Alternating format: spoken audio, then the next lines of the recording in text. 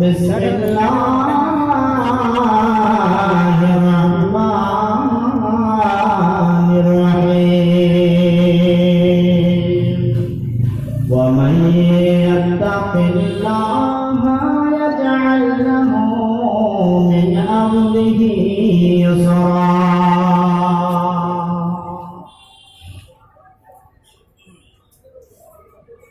আজ মোর মন চঞ্চল রে ভাই, আজ মোর মন চঞ্চল রে ভাই, ঝরে দুটি আঁখি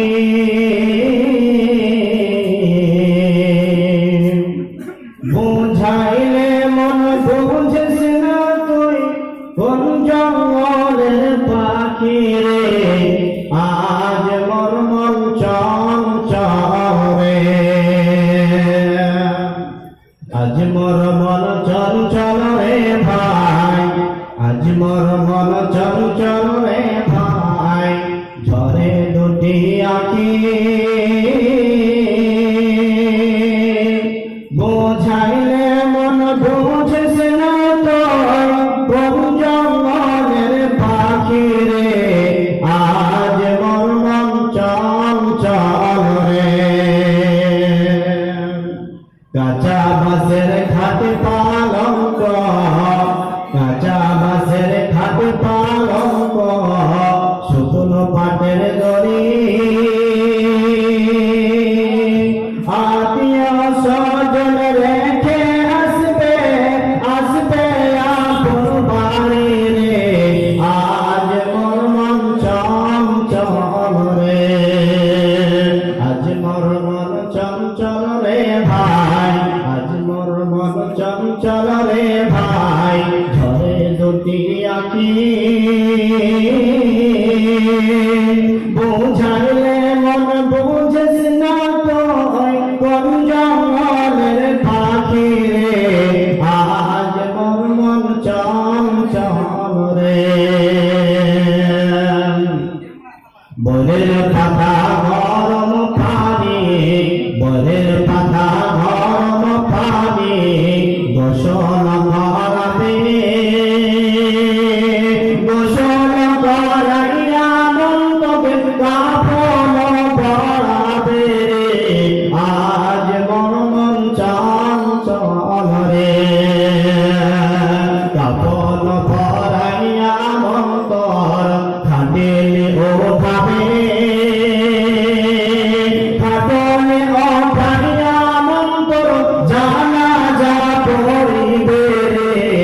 আজ মোর মন চঞ্চল রে, আজ মোর মন চঞ্চল রে ভাই, আজ মোর মন চঞ্চল রে ভাই, ঝরে দুটি আঁখি বুঝাইলে মন বুঝিস না তুই কোন জঙ্গলের পাখি রে।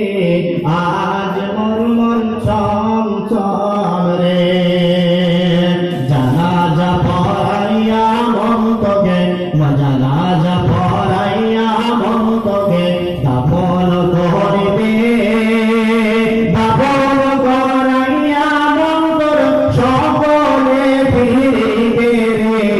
আজ মোর মন চঞ্চল রে, দাফন করিয়া মন তোর সকলে ফিরিবে,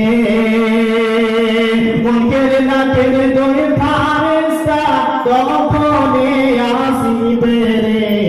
আজ মোর মন চঞ্চল রে, আজ মোর মন চঞ্চল রে ভাই, আজ মোর মন চঞ্চল রে ভাই, ঝরে দুটি আঁখি বুঝাইলে মন বুঝিস না তোর কোন জঙ্গলের পাখি রে। আজ মোর মন চঞ্চল রে, মুখের নাকের দুই ফেরেশতা, মুখের নাকের দুই ফেরেশতা সাওয়াল করিবে, রবকের তোর দিন কি ছিল কার পাতিলে ছিল রে। আজ মোর মন চঞ্চল রে, আজ মোর মন চঞ্চল রে ভাই, আজ মোর মন চঞ্চল রে ভাই, ঝরে দুটি আঁখি বুঝাইলে মন বুঝিস না তুই কোন জঙ্গলের পাখি রে, আজ মোর মন চঞ্চল রে। মাকান দিবে বেটা বেটা, মাকান দিবে বেটা বেটা, মাকান দিবে ভাই রে, পরের বেটি সেও কান দিবে, পরের বেটি সেও কান দিবে, আর তো পাই নাই রে, আজ মোর মন চঞ্চল রে, আজ মোর মন চঞ্চল রে ভাই, আজ মোর মন চঞ্চল রে ভাই, ঝরে দুটি আঁখি বুঝাইলে মন বুঝিস না তুই কোন জঙ্গলের পাখি রে, আজ মোর মন চঞ্চল রে, আজ মোর মন চঞ্চল রে। লিল্লাহি তাকবীর। সবচেয়ে সম্মানীয় আজকের জলসার সভাপতি সাহেব এবং আমার সামনে বসে থাকা দিনদার ইমানদার ভাই সকল, পর্দার আড়ালে বসে থাকা আমার মা বোনেরা, আজকে মহান আল্লাহ সুবহানাহু ওয়া তাআলার প্রশংসা করব যিনি আজকে আমাদেরকে এই সুন্দর মাহফিলে, যেই জায়গায় কোরআনের প্রদীপ জ্বলেছে, যেই জায়গায় কোরআন এবং হাদিসের আলোচনা হয়, এরকম আলোচনা আমাদেরকে করবার এবং অংশগ্রহণ করার সুযোগ করে দিয়েছেন যে মহান আল্লাহ রাব্বুল আলামিনের প্রশংসা করি সকলে পড়ুন আলহামদুলিল্লাহ। অতঃপর শান্তি বর্ষিত হোক তার প্রিয় নবী, যিনি নবীদের নবী, বিশ্ব নবী হযরতে মুহাম্মদ সাল্লাল্লাহু আলাইহি ওয়াসাল্লামের প্রতি আমিন। আল্লাহুম্মা আমিন। আল্লাহুম্মা সাল্লি আলাইহি, আল্লাহুম্মা বারিক আলাইহি। সম্মানিত আজকের শ্রোতা মণ্ডলী, আজকে আমরা জানি যে এই মাহফিলটা কোরআনের মাহফিল, হাদিসের মাহফিল। এই আলোচনায়, এই মাজলিসে, এই বৈঠকে, এই সভায় যারা আমরা অংশগ্রহণ করতে পেরেছি তারা হচ্ছে সৌভাগ্যবান। আর যারা এই জালসার নামে, সভার নামে এটা একটা বাহানা করে, একটা আর করে আজকে যারা এই আলোচনা থেকে যারা বঞ্চিত তারা হলো দুর্ভাগ্য, তাদের কপালটা হলো কড়া কপাল, তাছাড়া আর কিছু নয়। বন্ধু আমার, যা হোক, আপনাদেরকে আমি আলোচনা করার আগে অনুরোধ করব যে আপনারা যে যেখানে আছেন আপনারা মাজলিসে আসুন, সভাতে এসে বসুন। ইনশাআল্লাহ আমি আলোচনা যতক্ষণ করবো, এবার পরে আমার পরে জনাব ফজিলাতুল শাহ হাবিবুর রহমান সাহাবী আসবেন, আপনাদের সামনে আলোচনা করবেন। আজকে আল কোরআন থেকে একটি আয়াত এবং দুটি আয়াতের টুকরো আমি আপনাদের সামনে পরিবেশন করেছি। সেই আয়াতটিকে সামনে রেখে আজকে আমার সংক্ষিপ্ত বক্তব্য দিতেন বা আমার মাহবুব যদি আমাকে তৌফিক দেন, আমার তৌফিক ইনশাআল্লাহ। বন্ধু আমার, আজকে যে টপিক নিয়ে আলোচনা করব বা যে বিষয় নিয়ে আলোচনা করব, সে বিষয়ের নাম, সে টপিকের নাম হচ্ছে আল্লাহর ভয়। আল্লাহর ভয় কি জিনিস? কথা বলবেন যে কটা আছে। আল্লাহর ভয় এমনই একটি জটিল ও কঠিন বিষয়, এমন একটা গুরুত্বপূর্ণ বিষয়, এতটাই গুরুত্ব বহন করে যে আল্লাহর ভয় মানুষের ঈমানের পরিপূর্ণতা এনে দিতে পারে। একটা মানুষের ভিতরে আল্লাহর ভয় নেই মানে তার ভিতরে ঈমানের কমজোরি আছে, ঈমানের কমতি আছে। যখন আল্লাহর ভয় থাকবে তখন অবশ্যই তার মাঝে ঈমান আছে। আল্লাহর ভয় নেই মানে ঈমান নেই। এই ভয় এবং ঈমানের সাথে এরা পারস্পরিক এতই সম্পর্ক রাখে যে একটা চলে গেলে আর একটা থাকে না। যেমন আত্মার সাথে এ দেহুর মিল আছে, আত্মার সাথে যেমন দেহুর সম্পর্ক রয়েছে, আর দেহুর যেমন আত্মার সাথে সম্পর্ক রয়েছে, তেমনি ঈমানের সাথে আল্লাহর ভয়ের সম্পর্ক রয়েছে, আর আল্লাহর ভয়ের সাথে ঈমানের সম্পর্ক রয়েছে। যেমন আত্মা দেহু ছাড়া থাকে না, তেমন আত্মাবিহীন দেহু বাঁচে না। যেমন আত্মা ছাড়া দেহু বাঁচে না, সেরকমই আত্মা ছাড়া দেহু ছাড়া আত্মা থাকে না। বন্ধু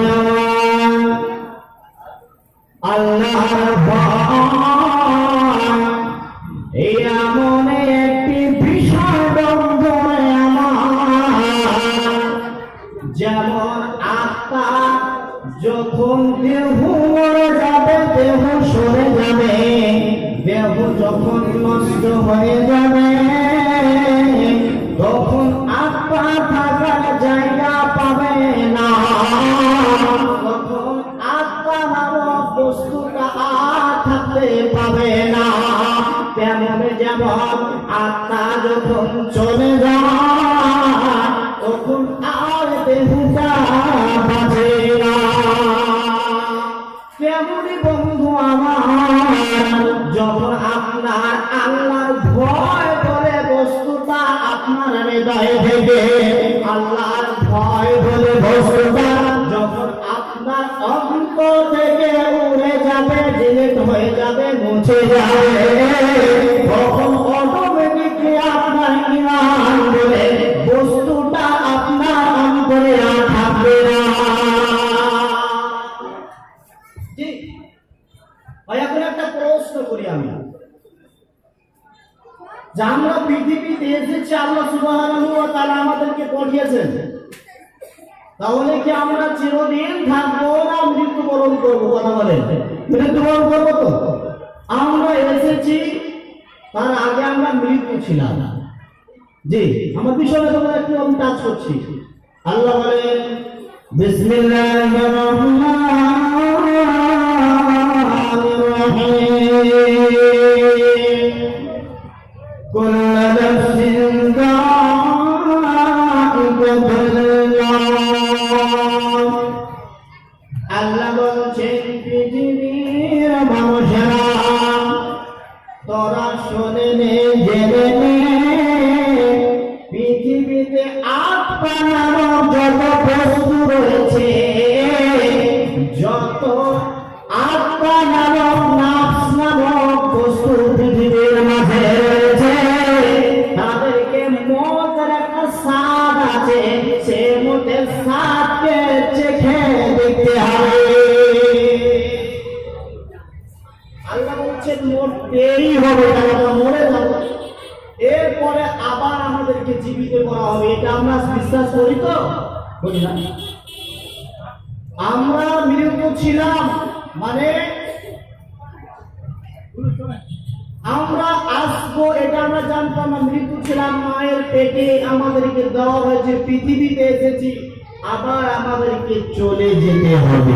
এটা আমরা বিশ্বাস করছি, এটা আমরা বিশ্বাসী যে আমরা মরে যাবার পরে আমাদেরকে আবার উঠতে হবে, আমাদেরকে হিসাব দেওয়া লাগবে। হিসাব দিতে হবে না? হ্যাঁ, মরে যাবো, এটাকে কোনো একতলাপ নাই। কাফের হোক, মুশরিক হোক, বেদিন হোক, আর নাস্তিক হোক, আস্তিক হোক, সবাই বিশ্বাস করে যে মরে যেতে হবে, কিন্তু মরে যাবার পরে একতলাপ মতো ভেবে কে বলছে আর উঠতে হবে না। আর যদি মানুষ মরে যায়, কে বলছে মরে যায়, তাহলে হিসাব হবে তার। হ্যাঁ, এরকম বিষয় আছে। বলছিলাম আমাদের, আমরা যারা মুসলমান, আমাদের বিশ্বাস যে আমরা একদিন মরে যাব, এরপরে আবার জীবিত হব, আমাদেরকে হিসাব দেওয়া লাগবে, লাগবে না? বন্ধু আমার, আমরা জানি মরে যাব, এরপরে আবার আমাদের উঠতে হবে, আবার আমাদের হিসাব দেওয়া লাগবে। বন্ধুরে হিসাব দেওয়া লাগবে আমরা সবাই বিশ্বাস করি, কিন্তু পৃথিবীতে আমরা কেন মদের আড্ডায়, কেন আমরা জুয়ার আড্ডা, আমরা কেন জেনার আড্ডায় বন্ধুরে, আমরা কেন অন্যকে অন্যায় ভাবে মেরে দিই, অন্যের জমি আমরা কেন দখল করে নিই, আমরা অন্যায় ভাবে অন্যের মাল আত্মসাৎ করে নিই, কেন কেন কেন? তার একটাই কারণ হলো আমাদের ভিতরে আল্লাহর ভয় বলে বস্তুটা নেই। যখনই আমাদের অন্তরে আল্লাহর ভয় বলে বস্তুটা আসবে, তখন আপনার আমার দ্বারা ওই বেহাই কাজ হতে পারে না।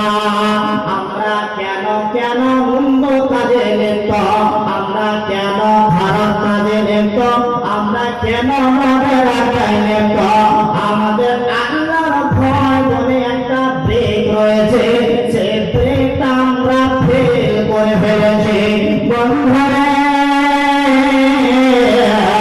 আপনি যখন একটা গাড়ি ক্রয় করলেন, 4 চাকা গাড়ি কিনে নিলেন, আপনি ধরেন 6 লাখ টাকা, 8 লাখ টাকা, 10 লাখ টাকা, আপনি একটা অ্যামাউন্টে আপনি একটা গাড়ি ক্রয় করে নিলেন, একটা গাড়ি কিনে নিলেন। সেই গাড়ি যদি ব্রেকটা ফেল থাকে, ওই গাড়ি আপনি নিজ ইচ্ছাতে চালাতে পারবেন না। বন্ধুরে, কেন পারবেন না? ওই গাড়ি যখন আপনার নিজ মতো চালাতে যাবে, কোথায় বাচ্চা চলে আসবে সামনে, আপনার দিকটা ফের আছে, আপনি ব্রেক করতে পারবেন না। আপনার যখন গাড়িটা নিজ ইচ্ছায় চালাবে, তখন আপনার সামনে একটা গাড়িটা আসবে, আপনি রুখতে পারবেন না। ওই গাড়িটা গাড্ডায় পড়বে, উঁচু জায়গায় উঠবে, আপনি পাল্টে যেতে পারেন। ওই গাড়িটা আপনার গাছে কাউরের সাথে, ছাগল করতে মানুষের সাথে ধাক্কা মারবে, ওই গাড়িটা আপনি কন্ট্রোল করতে পারবেন না, নিজ আজকে নিয়ে আসতে পারবেন না। তাই একটাই কারণ, আপনার গাড়ির দিকটা ফের আছে। বন্ধুরে, যখন আপনার আল্লাহর ভয় বলে, আল্লাহর ভয় নামক ব্রেকটা আপনার আমার ফেল হয়ে যাবে, আপনি আমি চুরি করতে পারবো, ডাকাতি করতে পারবো, চিন্তায় করতে পারবো, চুরি করবো, ডাকাতি করবো, মানুষ মারবো, আমরা সবই কাজ করতে পারবো, জেনা করবো, আমরা অনেক জুয়া খেলবো, আমরা সারা পান করে এমনি ঘুরে বেড়াবো, কাউকে স্মরণ করবো না। আল্লাহ বলছেন, যখন তোমার আল্লাহর ভয় নামক পিরিকটা যখন ঠিক থাকবে, ওই পিরিকটা যখন তুমি চাপ দেবে, তখন হাত থেকে মদের বোতল পড়ে যাবে, জেনা করতে যাবে। যেমন ওই মহিলা বলেছিল, আল্লাহর বান্দা, আল্লাহকে ভয় করো, তখন সে বান্দা সরে গেছিল। আর আপনার আমার দ্বারাই জেনা হতে পারে না, পারে না, পারে না। কিন্তু আপনার এই আল্লাহর ভয় নামক ব্রিজটা আপনাকে সাবধান রাখতে হবে, নিজ আয়ত্তে রাখতে হবে। ফিল হয়ে গেলে কিন্তু হবে না, আপনি কোনো মতেই জান্নাতের রাস্তা পাবেন না। কোথায় আপনাকে নিজে ঢুকাবে আপনি জানতেই পারবেন না। বন্ধু আমার, আল্লাহ রাব্বুল আলামিন আমাদেরকে পাঠিয়েছেন পৃথিবীর মাঝে। এই পৃথিবীতে সব চাইতে দামি কে নিজেকে মনে করে? আপনারা বলতে পারবেন সব চাইতে পৃথিবীর মধ্যে সে নিজেকে দামি মনে করে এমন লোককে কে বলতে পারবেন? সে হচ্ছে যার ভিতরে ফকর রয়েছে। কি বলবে? দোকানে বসবে, চায়ের দোকানে, আর এমন বড় লেকচার বলা হচ্ছে যে এ কোথাকার এমপি এসে বলছে আমি ক্যা কথা বলছিলাম, আমি কাউকে ভয় করি না। মানুষ বড় বড় চোখ করে তাকাবে, এ সত্যি এর মাস্তান গো। ও নিজেকে মনে করে যে আমি পৃথিবীর সবচাইতে দামি। না, আমি না।